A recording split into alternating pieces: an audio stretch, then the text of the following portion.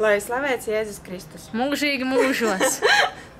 Jaunajā Katoļu baznīcas vēstneša 2014. gada maijā varēsiet izlasīt Latvijā 2. reizi Kairas rekolekcijas, Karitas žēlsirdības diena Rēzeknē, brīvā laika pavadīšana iespējas bērniem un jauniešiem vasarā.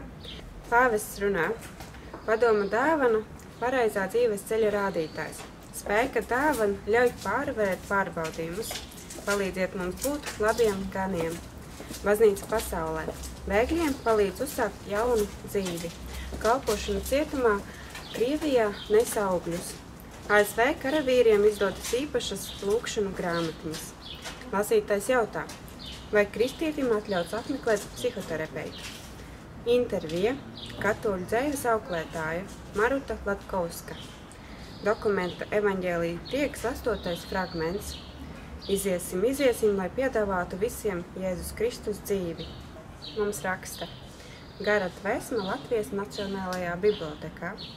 Kopīgā atmiņā Līga Irbe aicina ieskatīties savā vēsturē, ko esam mantojuši no vecākiem vecvecākiem.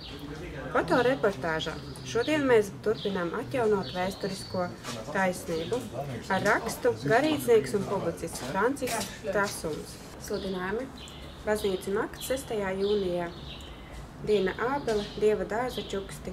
Galerijā Istaba izstāde no 19. māja līdz 12. jūlijam. Rekolekcijas klusumā no 27. jūnija līdz 2. jūlijam Kalpoņu klosterī Ķīpsalā. Vasaras katehēzes nedēļa bērniem, kur sākas debesu valstība. No 15. līdz 20. jūnijam. Sveicinājums laulātajiem, sadarinātājiem uz Poliju no 21. līdz 25. jūnijam. Sveicam priesteres jubilejās, skaistu vasaru līdz nākamajam numuram.